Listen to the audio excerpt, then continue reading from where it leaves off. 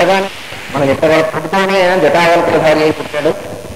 పుట్టిన తర్వాత వెళుతూ అమ్మతో చెప్పాడు, అమ్మ ఇప్పుడు స్మరిస్తే అప్పుడు వెంటనే నీ దగ్గరికి వస్తాను, నీ యొక్క ఆజ్ఞ శిరసా వహిస్తాను అని. అందుకని సత్యవతీదేవి ఎప్పుడు స్మరిస్తే ఆ వెంటనే వేదవ్యాసుడు అక్కడికి వెళ్ళడం జరుగుతుంది. అలా స్మరించింది ఆమె.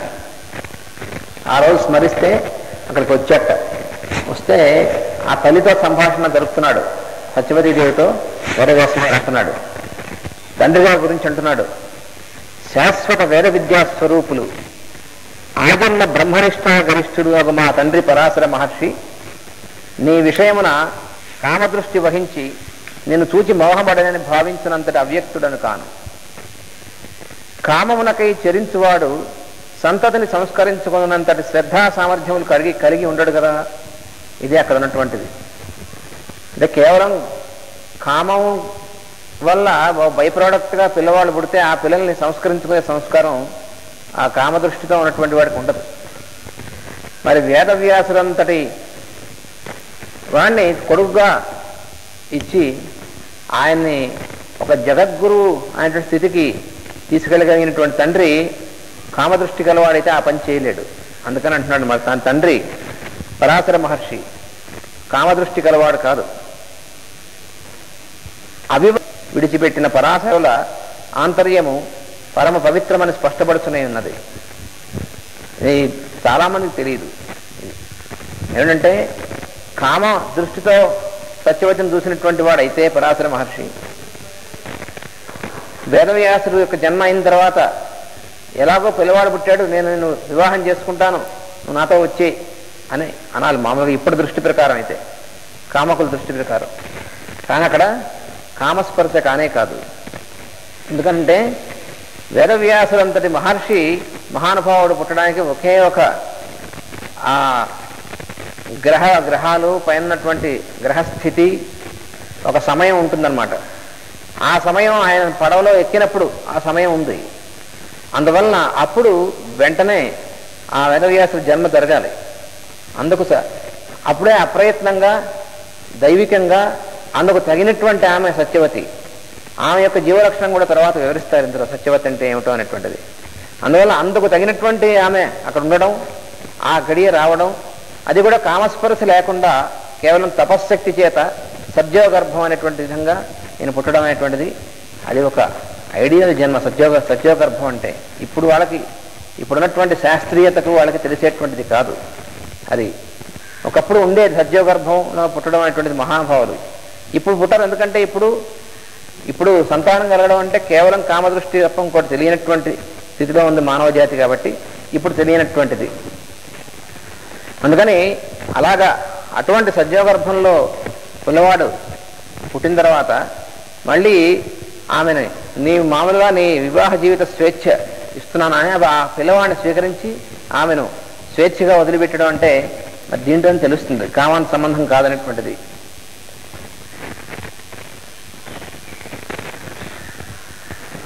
అయినను నా జన్మను ఇట్లు సంఘటింపజేసిన వైచిత్రిలోని అంతరార్థము నేటికిని నాకు అవగతము కాలేదని అంగీకరించి తీరవలను. ఇంకా దీంట్లో సూక్ష్మమైనటువంటిది ఉంది, అది ఇంకా నాకు కూడా అర్థం కాలేదమ్మా అంటున్నాడు వేదవ్యాసుల వారు. భుజములపై జారుతున్న కాషాయ రమ్య వల్కలములను తీర్చిదిద్దుకొని వక్షస్సును ఆచ్ఛాదించుకొనుచు శిరస్సు వంచి లజ్జా వినయములతో వ్యాసుడు తల్లితో సంభాషణను ఆరంభించను. ఈ రాయడంలో చాలా మామూలు ఆ ధర్మాలే కాకుండా అసలు ఎలా ప్రవర్తించాలి అనేటువంటిది కూడా కలిపి రాశారు. ఎందుకు అది రాజప్రాసాదమున 4వ అంతస్తులోని చంద్రశాలలో బంగారు పీఠమున అంచెరెక్కల పరుపుపై పర్యంకాసనమున కూర్చుండిన వేదవ్యాసుని సౌందర్యమును దూరం నుండి చూచి ముచ్చటపడుచు సత్యవతి ఒక వర్తుల దారుపీఠము వెనుక నోరగా నిలబడి ఉన్నది. నిజానికి ఆమె కన్న కొడుకే అయినప్పటికీ ఒక మర్యాద అనేటువంటిది. తర్వాత మనువు ఇచ్చినటువంటి శాస్త్రం ప్రకారం తల్లి కొడుకులైనప్పటికీ కూడా కొడుకు పెద్దవాడైన తర్వాత తల్లి కొడుకులు కూడా ఒక దూరం ఉండాల్సిందే అని చెప్పి మనువు శాసించాడు. అందువల్ల దాన్ని అనుసరించి తర్వాత ఆమె రాజమాత. రాజమాత అయినటువంటి ఆవిడ ఎట్లా ఉండాలి, ఇవన్నీ కూడా దృష్టిలో పెట్టుకుని అక్కడ జరిగినటువంటి ఆ సంఘటనని వర్ణించారు.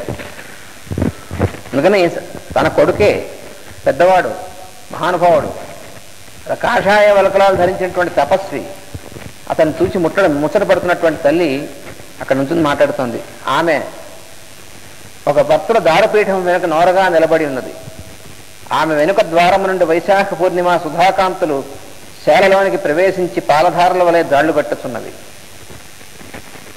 పొడగరి అయి అతిలోక సౌందర్యవతి అయిన సత్యవతి దేహము వార్ధకమున కూడా పండు తమలపాకు వలె దీక్షా జీవిత సౌందర్యమును చిందించుతున్నది. వృద్ధ వయస్సున కూడా కుటిల నీలాలకమైన సుందర కేశవేశమును సగము కప్పిన జరీ మేలిముసుగు వస్త్రపుటంచులు మెడచుట్టును కప్పుకొనగా నేర్పడిన ముడతలు ఆమె జీవలక్షణమును గల తీరచెందులను వ్యాఖ్యానించుతున్నవి. సత్యవతి అంటోంది కొడుకుతో, తండ్రి, నాకు బుద్ధి తెలిసినది మొదలు నా జీవితము నా అధీనమున లేదు. పవిత్రతకును సౌందర్యమునకును భేదము తెలియని మనస్సు నాది. ఇది కన్యాత్వం అంటే. మనకి జ్యోతిర్వేదం స్పిరిచువల్ అస్ట్రాలజీ అనేటువంటి పుస్తకంలో మాస్టర్ గారు కన్యా రాశి అనేటువంటి దాన్ని అక్కడ వివరించారు. దీని సంగతి అంతా కూడా వర్గం అనేటువంటి దాని కింద. అలాగా కన్యాత్వము కలిగినటువంటి వాళ్ళలో కొద్దిమందే కనిపిస్తారు మనకి.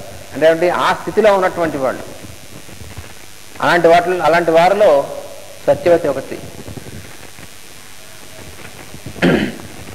నాకు బుద్ధి తెలిసినది మొదలు నా జీవితము నా అధీనము లేదు. పవిత్రతకు సౌందర్యమునకు భేదము తెలియని మనస్సు నాది. నాటికిని నేటికిని నా మనస్సు అట్లే కన్యగా నిలబడి ఉన్నది. కానీ నా దేహము గురి అయిన మార్పులు మాత్రము నాకు తప్ప మరి ఒకరికి అంతుపట్టనివి కావు. మీ తండ్రి పరాశరులు నేను నడుపుతున్న నౌకలోకి ఏకాంతముగా ప్రవేశించుటతో నా జీవితమున తొలి యశస్సులు తొంగి చూచినవి. పరాశరుల కన్నులలో చిరునవ్వులుగా నాడు తొలగిసలాడిన ప్రేత సవిత్రమండల పవిత్ర కాంతులు నా హృదయమునకు సౌందర్య శబ్దార్థమును వ్యాఖ్యానం చేసినవి. సౌందర్యం అంటే కేవలం భౌతికం అనుకున్నటువంటి వాళ్ళకి అర్థమయ్యేటువంటిది కాదు. ప్రేత సవిత్రమండల కాంతులు, పవిత్ర కాంతులు అని రాశారంటే ఉదయిస్తున్నటువంటి సూర్యుడి యొక్క కాంతులు అంత అందంగా ఇంకేముంటుందండి. మనం ఊరికనే ఈ శరీరం చూసి, ఈ కాసేపు ఉన్నటువంటి దీన్ని చూసి ఇదేదో అందం అనుకుంటాం. కానీ అసలు ప్రకృతిలో సూర్యోదయం, ప్రతిరోజు సూర్యోదయం చూస్తే దాంట్లో ఉన్నటువంటి అందాలు ఎక్కడ మనకు కనిపిస్తాయండి.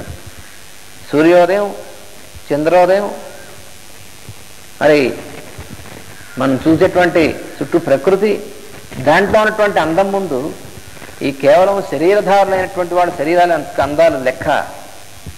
కానీ మనకు తెలియక ఇదేదో అని ఈ భౌతికమైనటువంటిది మాత్రమే చూసే దాని అది చూడలేకుండా ఉంటాం అన్నమాట.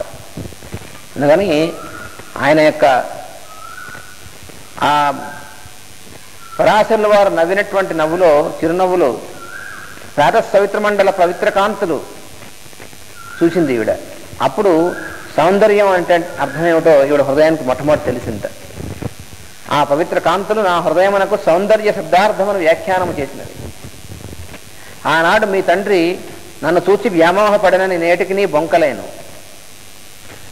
పంట కోసమై పొలము పండించుకున్న రైతునకు పొలంపై వ్యామోహం ఉన్నదో లేదో చెప్పగలవాడెవడు? కర్షకుడు భూమిని తల్లిగా భావించినట్టు సహజము గాని భోగ్యకాంతగా భావించిన అనవచ్చునా? నిన్ను నా కడుపు పంటగా పండించిన మీ తండ్రికి వ్యామోహము లేదన్న సత్యము కాముకులకు బోధపడినది కాదు. అనగా ఇప్పటి జనబాహుళ్యమునకు అవగతమగునది కాదు. అంటే అప్పటికే ఆ కాలానికి కాదు, ఇప్పటికి కూడా అంతే, ఎప్పటికీ అంతే.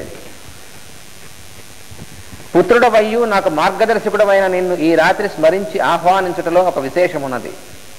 ఇది శ్రీముఖనామ సంవత్సరం. నేడు వైశాఖ పూర్ణిమ, నా జన్మదినము.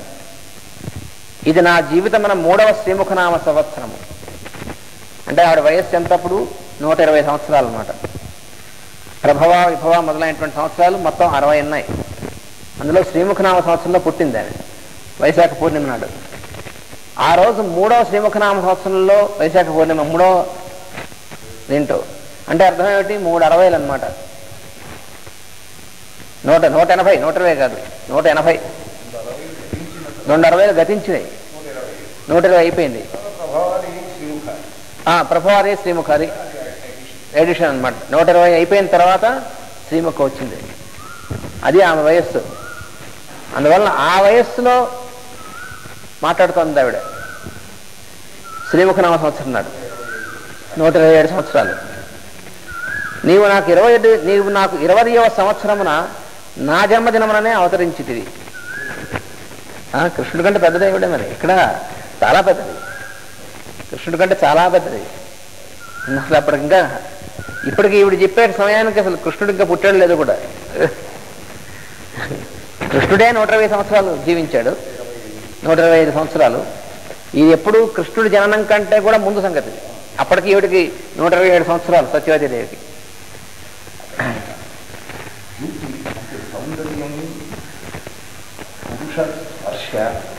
ఈ రెంటి యొక్క ఎనలిటికల్ వ్యూ అంటే అందుకే చెప్పారు ఇప్పుడున్నటువంటి జనబాహుల్యానికి అర్థమయ్యేటువంటిది కాదు అని చెప్పారు. అందుకే ఈ రకమైనటువంటిది చాలా పవిత్రమైనటువంటిది. కానీ మనం అనుకునేటువంటి మామూలుగా సంతానం మనం కన్నటువంటి సంతాన పద్ధతి అటువంటిది కాదే కాదు. అది అర్థం చేసుకోవడానికి ఇక్కడ ఈ మొత్తం అంతా రహస్యం అంతా ఇక్కడ ఇచ్చింది. అందువలన ఈమెకి 20వ సంవత్సరం అప్పుడు వేదవ్యాసుల వారు పుట్టారు.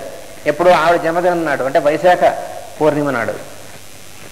నీవు నాకు 20వ సంవత్సరమున నా జన్మదినమునే అవతరించితివి. మా తండ్రి దాశరాజు నా 12వ సంవత్సరమున చేపల వాణిజ్యం అని పేరు పెట్టి 500 దాస కుటుంబములతో సింధు నదీ తీరము చేరాను. నేటి కాలయవను తాతయోగ మరి ఒక కాలయవనుడు యువక వయస్సుననే భారత భూమిని రాహువు వలె కబళించుటకు వ్యూహం పనెను. దానికి మొదటి సోపానముగా మా తండ్రి దాశరాజును పరివారముతో సింధు నదీ తీరమున విడిది చేయించెను. హస్తినాపురాధీశ్వరుల ప్రాపకము పొంది నమ్మకము పుట్టించి హస్తిననే ఆక్రమించుటకు మా తండ్రి వ్యూహము నడపెను. ఆవశ్యకమైనచో నన్ను బలిపెట్టి తన కార్యము సాధించుకొని యత్నించెను. అనగా హస్తినాపురాధీశ్వరులకు నన్ను కానుకగా ఇచ్చి పట్టమహిషిని చేసి నా సంతతికి రాజ్యము సంక్రమింపజేయవలనని పన్నుగడ పన్నెను. అది జరిగినటువంటిది. అంటే వేదవ్యాసుల వారు జన్మ అయిపోయిన తర్వాత ఆ తర్వాత శంతనుడు, హస్తినాపురాధీశ్వరుడైనటువంటి శంతనుడు, ఆయన ఈమెను చూడడం, ఆయన కలిగింది కామదృష్టి. పరాశరులకు కలిగింది కామదృష్టి కాదు, శంతనుడు కలిగింది కామదృష్టి. అందుకనే ఆయనకు పుట్టినటువంటి సంతానం అటువంటి వాళ్ళు పుట్టారు. కానీ మొట్టమొదటి భీష్ముడు పుట్టింది కామదృష్టితో కాదు. మళ్ళీ భీష్ముడు శంతనుడికి గంగయందు భీష్ముడు పుట్టినప్పుడు మాత్రం అప్పుడు సరైనటువంటి విధమే. అందుకనే భీష్ముడు చాలా మహానుభావుడు పుట్టాడు. కానీ గంగాదేవి ఆయన వదిలేసి వెళ్ళిపోయిన తర్వాత ఈయనకు పుట్టినటువంటిది కామబుద్ధి. అప్పుడు కామదృష్టితో సత్యవతిని చూశాడు. అందువల్ల పుట్టినటువంటి వాళ్ళే విచిత్ర వీరుడు, చిత్రాంగదుడు, పనికిమాలిన వాళ్ళు పుట్టారు. దానికి తగినట్టుగానే పుట్టారు వాళ్ళు.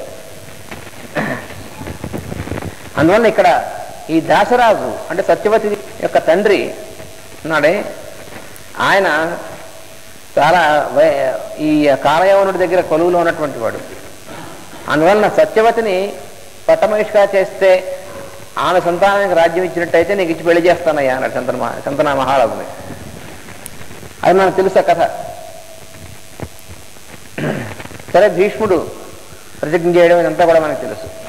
అందువల్ల చివరికి ఏమైందంటే దాశరాజుకు కావాల్సింది ఏమిటంటే తన కూతురికి పుట్టేటువంటి సంతతి కనుక రాజ్యం కనుక వస్తే హస్తినాపుర రాజులు వాళ్ళు అవుతే అప్పుడు తన మనవాళ్ళ ద్వారా రాజ్యం అంతా కూడా తన చేతిలో ఉంటుంది. అది వ్యాసరాజు యొక్క వ్యూహం అన్నమాట.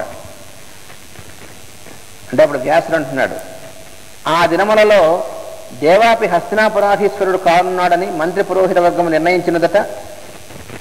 అంటే శంతనుడు వాళ్ళు 3 అన్నదమ్ములు.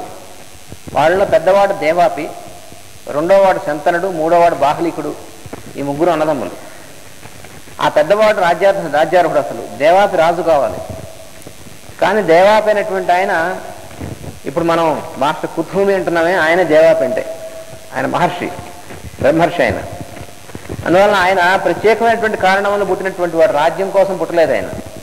అందుకని ఆయన నేను రాజ్యం నాకు వద్దు అని చెప్పి తపోవనానికి వెళ్ళిపోయాడు, హిమాలయాలకు వెళ్ళిపోయాడు. ఆయన వెళ్ళిపోయి అక్కడ మైత్రేయ మహర్షి దగ్గరికి వెళ్ళిపోయి ఆయన శిష్యుడుగా ఉండి అక్కడి నుంచి ఇప్పుడు జరగాల్సిన కార్యక్రమం అంతా నడిపించడానికి ఆయన ముఖ్యమైనటువంటి వాడు కాబట్టి అప్పటి నుంచే వెళ్ళిపోయాడు ఆయన.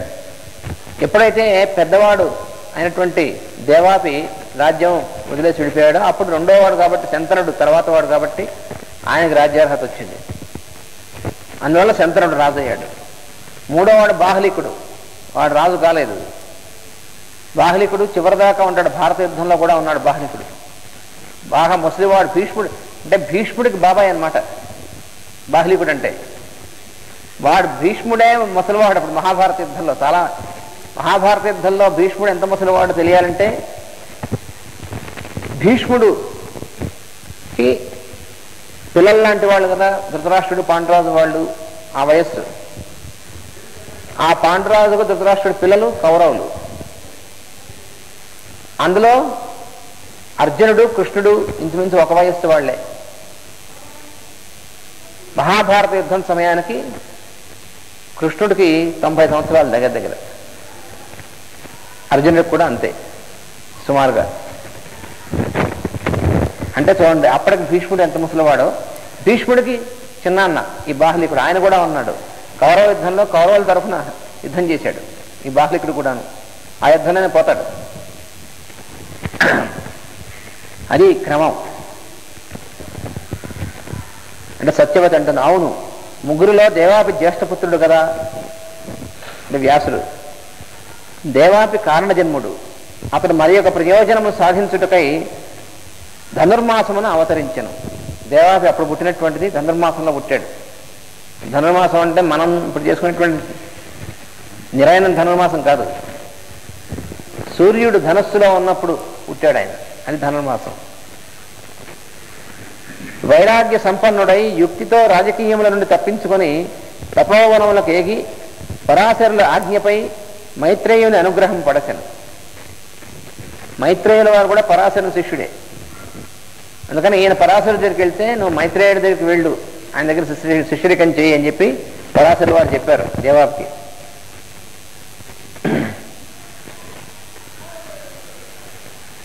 వాని తమ్ముడైన బాహ్లిక శంతనులలో శంతనుడు పట్టాభిషిక్తుడయ్యను. మేము శంతన చక్రవర్తి చేపట్టుటలో మీ తండ్రి దాశరాజు కోరిక అప్రయత్నముగా ఫలించిన అనవచ్చున. సత్యవతి చిరునవ్వు నవ్వెను. గుమ్మడి పూల రేఖల వంటి ఆమె ముఖ కవళికలు పచ్చదనముతో మెరిసిపోయాను. ఆమె ఇట్లనేను, కోరికలు ఫలించినట్లు భ్రమకొల్పుటయే గాని ఫలింపవని నీ వెరుగుదువు కదా. శంతన మహారాజు నన్ను పట్టమహిషిగా స్వీకరించు లోపుననే మీ తండ్రి పరాశరులు నిన్ను అవతరింపజేసిన అంతరార్థం ఇప్పటికి బోధపడింది అనుకుంటున్నాను. శంతనులకు దేవవ్రతుడైన భీష్ముడు గంగాదేవి గర్భమును ఉద్భవించుటకు 2 మాసముల ముందే నీవు నా గర్భమును అవతరించితివి. ఇక్కడ పదాలు వాడడం కూడా చూడండి. శంతనుడు ఉద్భవించాడు, ఈయన అవతరించాడు. భీష్ముడు ఉద్భవించాడు, ఈయన అవతరించాడు.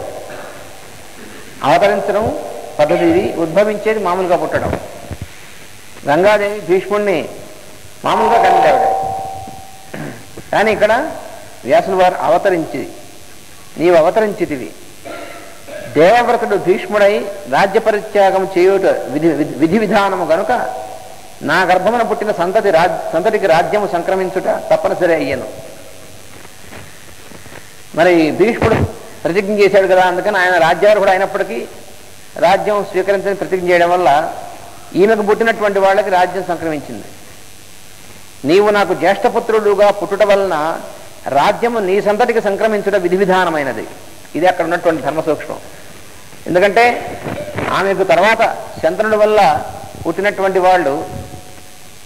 వాళ్ళిద్దరూ చిత్రాంగదుడు విచిత్ర వీరుడు నశిస్తారు, అది తెలుసు. వాళ్ళ రాజ్యం వాళ్ళు కనుక రాజులయ్యి వాళ్ళ వల్ల తర్వాత సంతతి కలిగితే అది అనర్థం అవుతుంది దేశానికి మొత్తానికి. అందుకని అది భగవత్ సంకల్పం. అట్లా కాకుండా వాళ్ళిద్దరూ కామ దృష్టితో పుట్టినటువంటి వాళ్ళు కాబట్టి ధర్మ రక్షణ అనేటువంటిది, ధర్మ సంస్థాపన అనేటువంటిది వాళ్ళ వల్ల పనికిరాదు. అందుకని ఏమైంది, జ్యేష్ఠుడు యొక్క సంతానానికి రాజ్యం రావాలి. మరి జ్యేష్ఠపుత్రుడు ఈయనకి వేదవ్యాసుడు.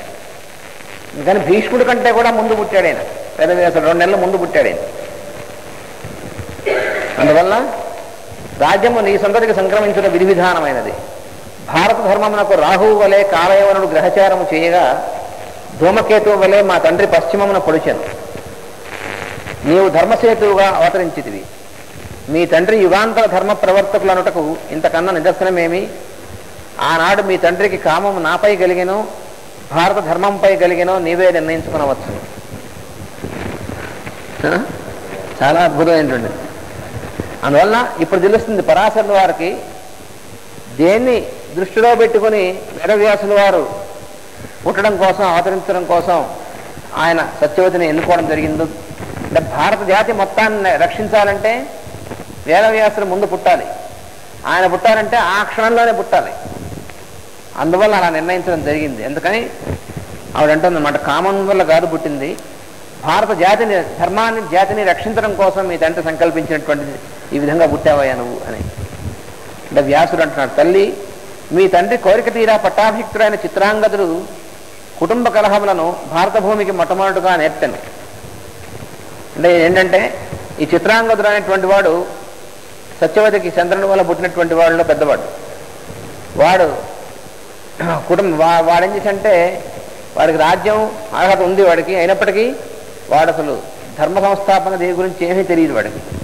వాడు ఎంతసేపు కుటుంబ కలహాలు పెట్టడం, ఆ ఉన్నటువంటి ఉద్యోగుల్లో కలహాలు పెట్టడం, ఇవి చేసి అలాంటి పనులను చేస్తూ చేస్తూ చివరికి చిత్రాంగదుడు అనేటువంటి ఒక యక్షుడితో యుద్ధం చేసి దాంట్లో చచ్చిపోతాడు వాడితో.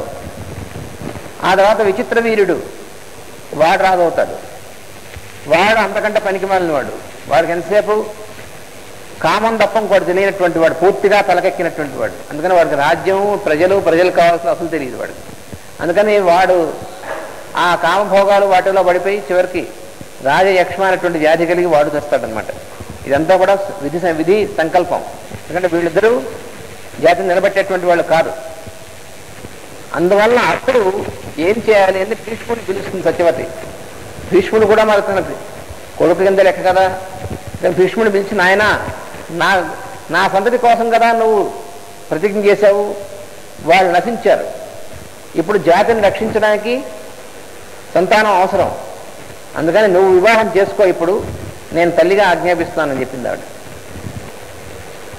అప్పుడు నిజానికి భీష్ముడు వివాహం చేసుకోవాలి.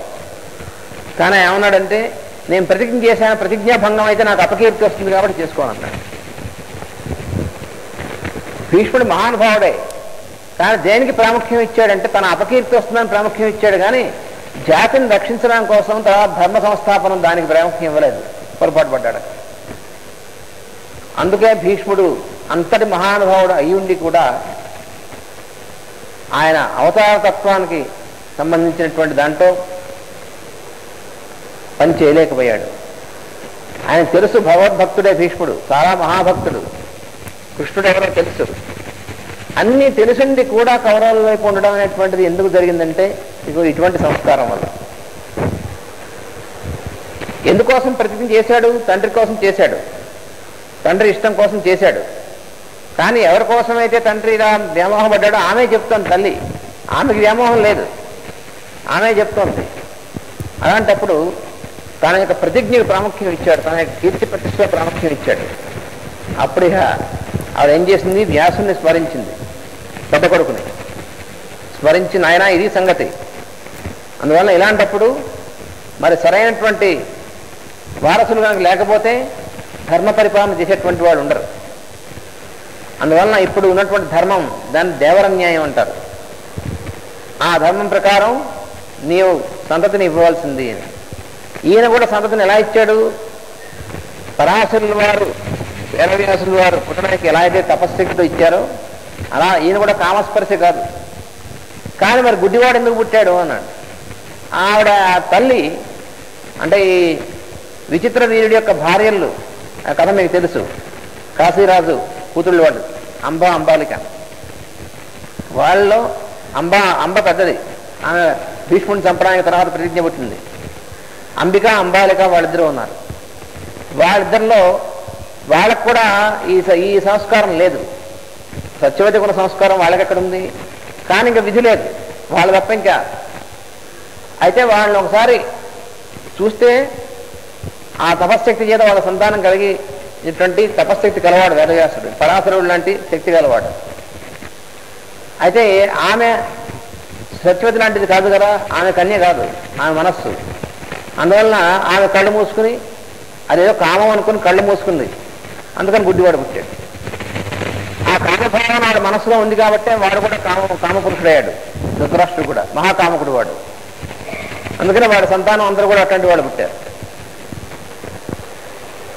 ఆ తర్వాత సత్యవతి పిలిచి కోడల్ని ఇంత పని చేసేమిటి, అది కామస్పర్శ కాదని చెప్పేవాడుగా చెప్పి మళ్ళీ పిలిచి రెండో కోడల్ని ఏం చేస్తే ఆమె ఏం చేసింది, భయపడుతూ చేసింది, ఎదురుకుండా నుంచింది.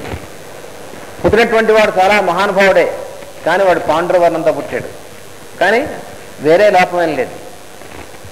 అలా కాదు, ఈసారి సరైనటువంటి వాడు, అన్ని విధాలు సరైనటువంటి వాడు కావాలని మళ్ళీ ఆమెను కోడల్ని చెప్తే ఆ తర్వాత దాసి ఆమెను పంపించింది.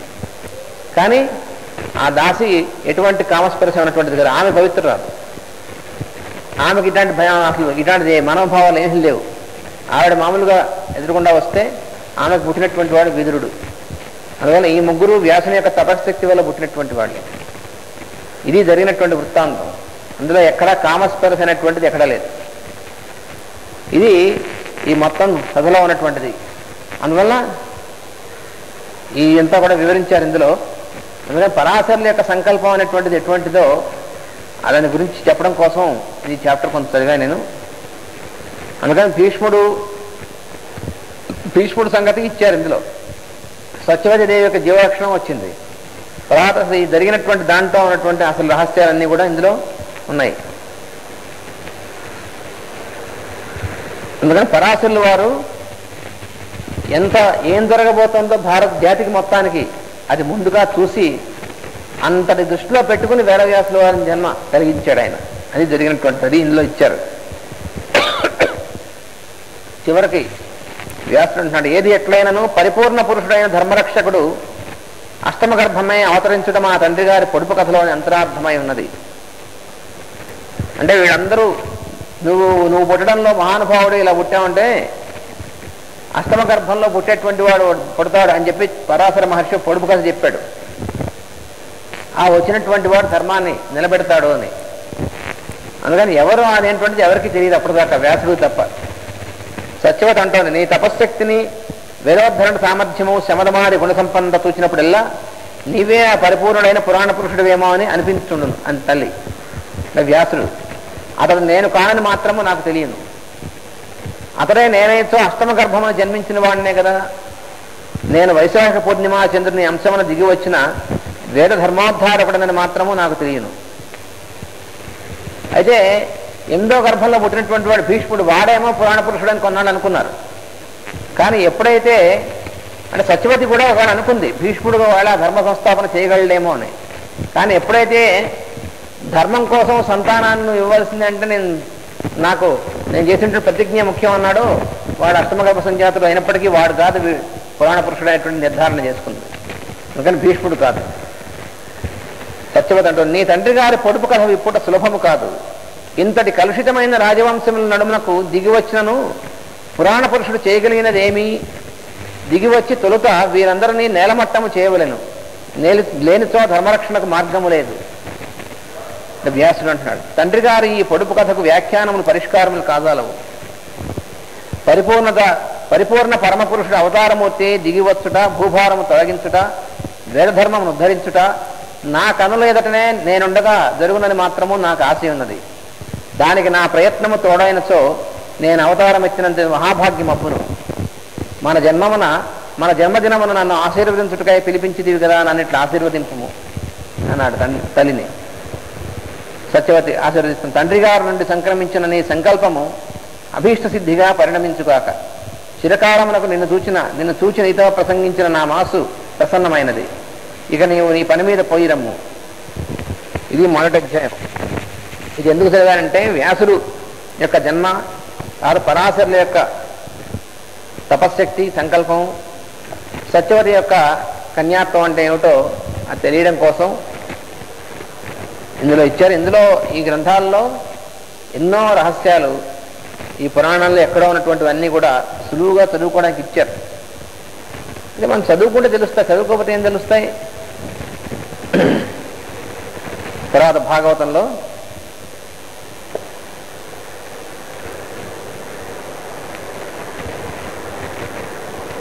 తర్వాత అయినా దేవతలందరికీ కూడా మొక్కి నిన్న మనం చెప్పుకున్నాం అని ఇష్టదేవతలను జపించి చింతించి దినకర కుమార ప్రముఖులను దలంచి ప్రథమ కవిత విరచన విద్యా విలాసాతిరేక వాల్మీకిని నుతించి మొట్టమొదట ఆదికవి అయినటువంటి వాల్మీకి నమస్కరించాడు.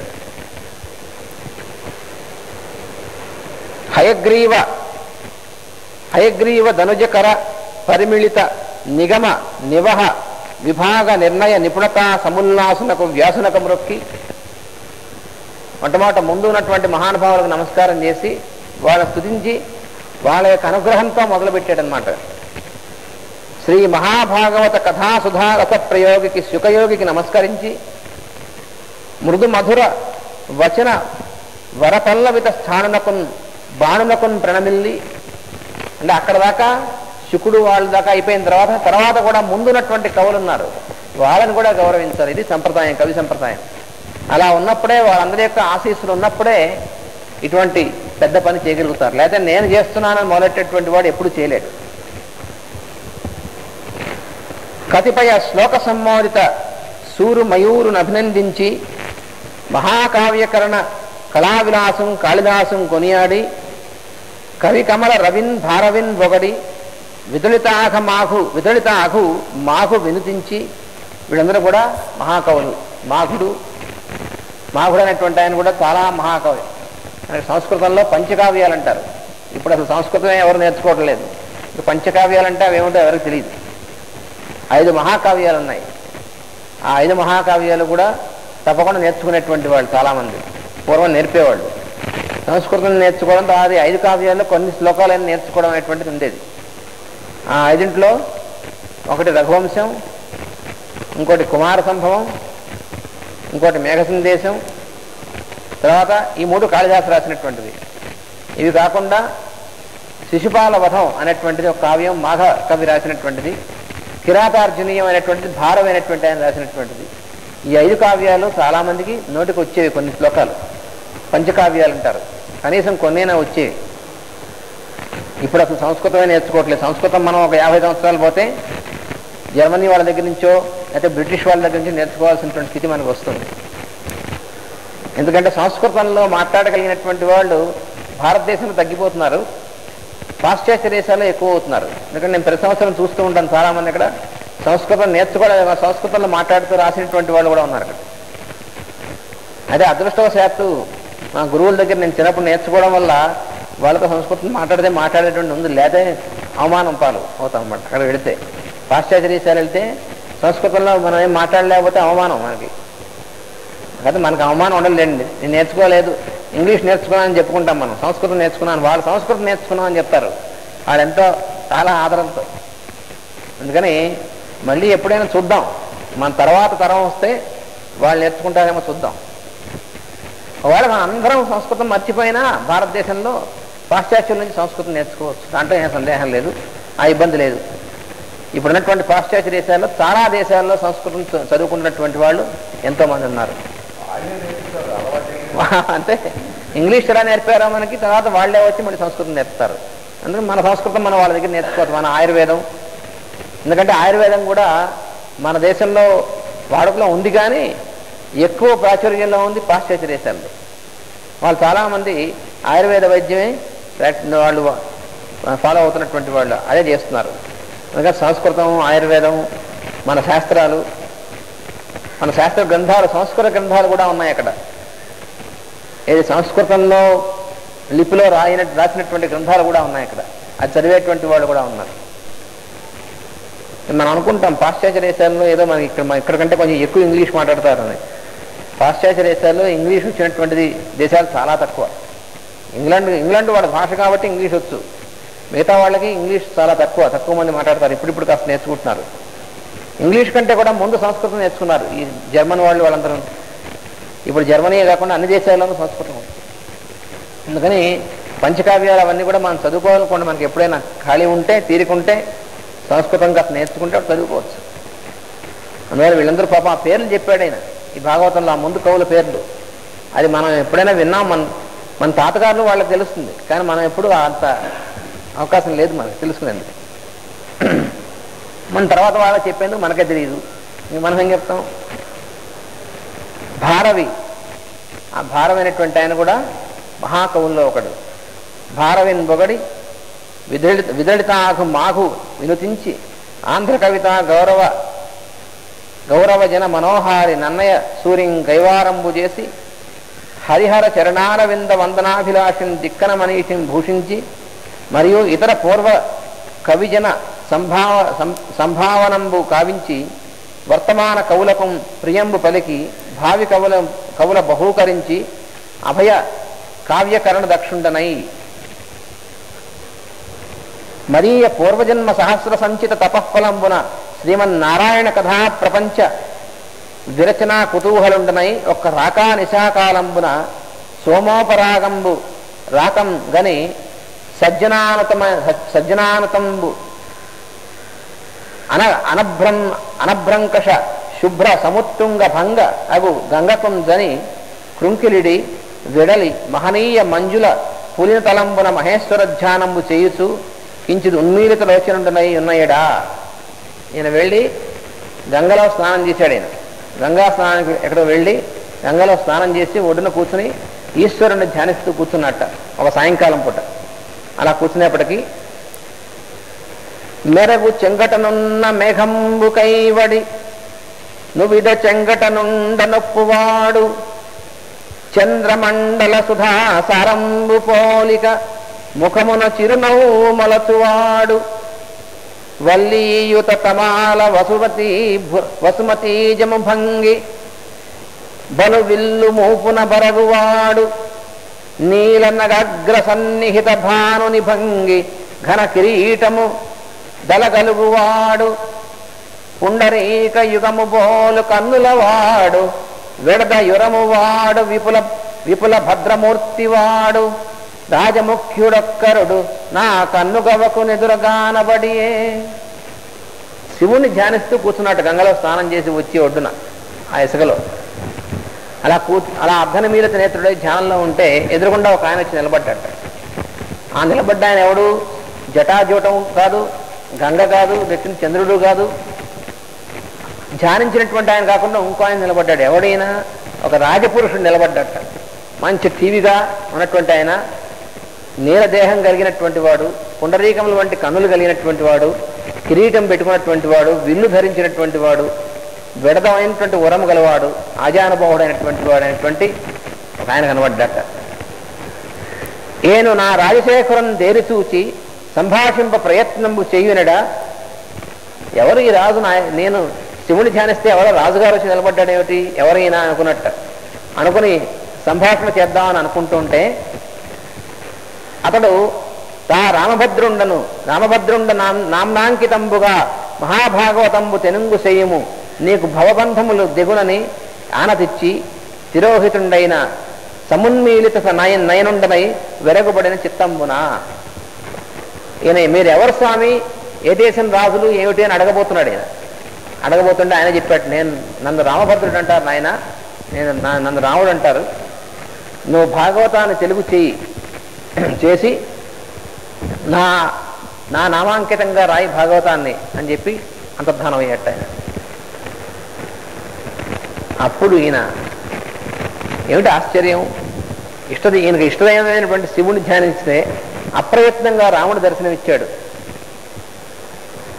రాముడు అప్రయత్నంగా దర్శనం, ఎంత సాధన చేసి ఎంత భక్తులు ఎంతో కష్టపడితే ఎప్పుడో కనిపిస్తాడు ఆయన. అట్లాంటిది అలా కనిపించి భాగవతం తెలుగులో రాయమని ఆదేశించి నాకు అంకితం చేయి అని చెప్పి వెళ్ళాడంటే అప్పుడు అనుకున్నట్ట, భాగవతం మనం రాస్తే వచ్చేదా, రాముడు పలికిస్తే పలికేటువంటిది. పలికెడిది భాగవతమట పలికించు విభుండు రామభద్రుండట నే పలికిన భవహరమగునట పలికెద వేరుండు గాథ పలుకగనేలా.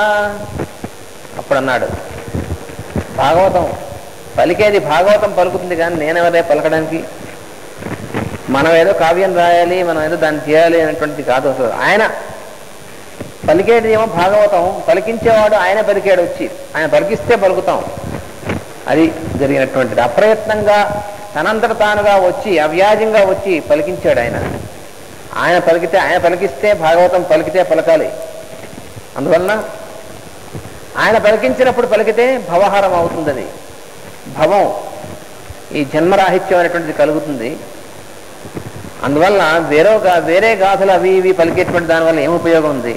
అదే పలకాలన్నాడు. ఏదైతే దానంతట అది పలుకుతుందో, దానంతట అది పలికినటువంటిది ఏదైతే ఉందో దాన్నే ఋతము అంటారు. మనకి సత్యం ఋతం అని చెప్పి రెండు ఉన్నాయి. సత్యం అంటే మనం మామూలుగా ప్రయత్నం చేసి పలికేటువంటిది సత్యం కాకుండా దానంతట పలికేటువంటి దానంతట వచ్చేటువంటిది ఉంటుంది, దాన్ని ఋతము అంటారు. ఋతమైనటువంటి వాక్కు ఋతంభర అంటారు ఆ వాక్కుని.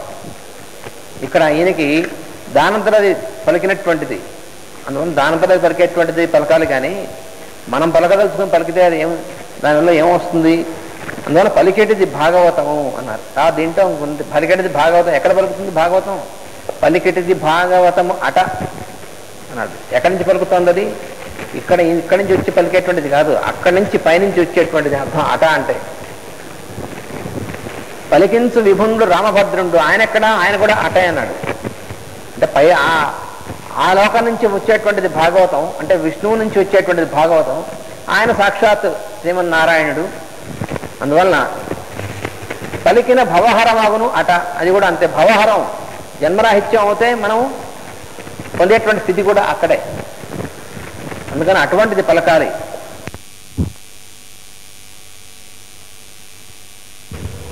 భాగవతము పోతన ద్వారా స్వయంగా పలుకును కానీ పోతన పలుకుట కాదు. అది దీని అర్థం. మాస్టర్ గారు ఇచ్చినటువంటి వివరణం. పలికించడి వాడు రామభద్రుడట అంటే రాముడే భాగవతమందలి అంతర్యామి అని అర్థం. ఎన్ని అవతారములు వర్ణింపబడినను, ఎందరు భక్తుల కథలు చెప్పబడినను ఒకే వెలుగు భాగవతం నుండి ప్రసరించి పలికించును. నేను పలికిన సంసార బంధమును తొలగునట, నేను పలికిన భవహారమగునట అన్నాడు. భాగవతము స్వయముగానే వ్యక్తమగుచుండగా ఎవరు నిమిత్త మాత్రుడగునో వానికి ముక్తి కలుగును. ఎందుకని నిమిత్త మాత్రుడైన ఈయన నిమిత్తంగా బయటకు వచ్చింది, అందువలన ఈయనకి భవహారం కలుగుతుంది. అనగా కావ్యము పలుకువాని కొరకే కాని తన కొరకు కాదనియు, అంటే ఎవరైతే పలుకుతున్నాడో రామచంద్రుడు కదా పలికేటువంటి వాడు. అందువలన ఆయన కోసం కావ్యం, ఆయన కోసం అంటే సమస్త జీవుల కోసం కావ్యం, అంతేకాని నేను రాస్తున్నాను నా కీర్తి కోసం అనేటువంటిది కాదు. అలా అనుకుంటే భాగవతం రాదు కదా. రచించిన వాడును, అనువాదము చేయువాడును, చదువుకొని ఉపాసించువాడును అను భేదము నశించి ఆనందము నిలబడను అని భావము.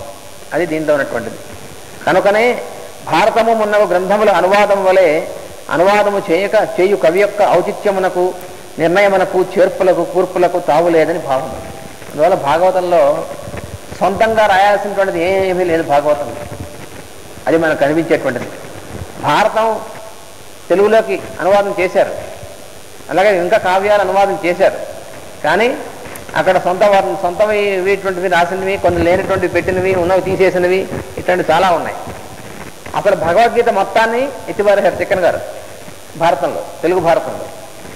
ఇలా ఉపదేశం ఇచ్చాడని చెప్పి ఒక 5 శ్లోకాల పద్యాలు చెప్పేశాడు ఆయన. అసలు భగవద్గీతకి అనువాదమే లేదు. ఎందుకని అంటే భగవద్గీతకి అనువాదం చేయాలంటే మరి దానికి కావాల్సినంతటి ఉపాసన ఉండాలి. సాక్షాత్తు వ్యాసులు లాంటి వారు, అయితే పోతన గారు లాంటి వారు ఇవ్వగలగాలి, అంతేగాని తిక్కన్ గారు లాంటి వారు చేయలేడు. పాపం తిక్కన్ గారు మహానుభావుడే, సందేహం లేదు, ఆయన కూడా ఉపాసన చేశాడు, కానీ చాలదు. అందువల్ల భాగవతంలో మాత్రమే ఆయన కనిపిస్తుంది. అట్టి సందర్భమున వేరొక గాథ పలుకనేలా, వేరొక గాథ అనగా రచించువాడు, చదువువాడు, వినువాడు.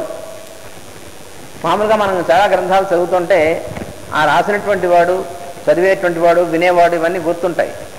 భాగవతం దగ్గరికి వచ్చేప్పటికి ఈ 3 కరిగిపోతాయి. అలా అందువల్లనే భాగవతంలో ఉన్నటువంటి ప్రత్యేకత. కావ్యమునందలి కథను తమ కన్నా వేరుగా అనుభవించు కథ అని అర్థం. ఇది అట్లుగాక తమకు సంబంధించిన కథయే భగవంతుని యందు నిలబడి గోచరించును కనుక చెప్పువాడు వినువాడు భేదములు ఉండవు. అది దీనిలో ఉంటుండది. తర్వాత అంటున్నాడు, భాగవతము తెలిసి పలుకుట చిత్రంబు శూలికైన తమ్మిచూలికైన విభుతు జనుల వలన విన్నంత కన్నంత తెలియవచ్చినంత తేటపరతు. తెలిసి పలకడం చాలా చిత్రం అన్నాడు. అంటే మిగతా విషయాలు శాస్త్రాలు అవన్నీ మనం తెలుసుకోవచ్చు, తెలిసి వాటిని చెప్పచ్చు. కానీ భాగవతం తెలిసి పలకడం ఏమిటి? తెలుసుకోవడం అంటే మనసుతో చేసేటువంటిది. మనసుతో చేసేటువంటిది ఎప్పుడైతే ఉంటుందో అప్పుడు భగవంతుడు అందడు. మనస్సు కంటే అతీతమైనటువంటి స్థితిలో, అనుభూతి స్థితిలో ఉన్నటువంటి వాడు భగవంతుడు. ఆయన్ని ప్రతిపాదించినటువంటిది భాగవతం. అందుకని తెలిసి పలకడం ఉండదన్నాడు. మనం చెప్పుకున్నాం చూసారా, అనుభూతి అనేటువంటి దాంట్లోకి వెళ్ళినప్పుడు తెలియడం ఉండదు. తెలియడం కంటే పైన ఉంది అనుభూతి అనేటువంటిది. తెలియడం ఉన్నప్పుడు అనుభూతి ఉండదు. అది అక్కడ ఉన్నటువంటిది. మనం ఉదాహరణ చెప్పుకున్నాం. పంచదార గురించి తెలుసుకుంటున్నప్పుడు తీపి తెలియదు. పంచదార నాలుక మీద వేసుకుని ఆ రుచిని అనుభవిస్తున్నప్పుడు దాని గురించి గుర్తుండదు. రోజు మనం పంచదార వాడుతున్నాం, కానీ పంచదార గురించి ఏమైనా మనం ఆలోచిస్తున్నాం ప్రత్యేకంగా? లేదే. ఎందుకంటే దాని అనుభూతిలో ఉన్నాం మనం. భాగవతం తెలిసి పలకడం అటువంటిది ఉండదు. ఎవరికైనా సరే అన్నాడు. శూలికైనా, శివుడికైనా అంతే, తమ్మి చూలికైనా అంటే బ్రహ్మగారికి కూడా అంతే. వాళ్ళకే సాధ్యం కాదు, ఇంక మనకేమిటన్నాడు. భాగవతం తెలిసి పలుకుట చిత్రమే. తెలియబడ వస్తువు సర్వాంతర్యామి అయి తెలుసుకున్నవాడు పలుకువాడు దానిలో భాగములైనప్పుడు తెలియుట తెలియనట్లు పలుకుట చిత్రమే. అనగా ఇది దైవలీల వలనే జరుగును. అయితే భాగవతం పలికాడు, మరి ఈయన పలుకు దానంతట వచ్చింది. అదే పైన చెప్పాడు. అయితే ఎలా వచ్చింది, ఎంత నువ్వు చెప్పగలవు భాగవతం అన్నాడు.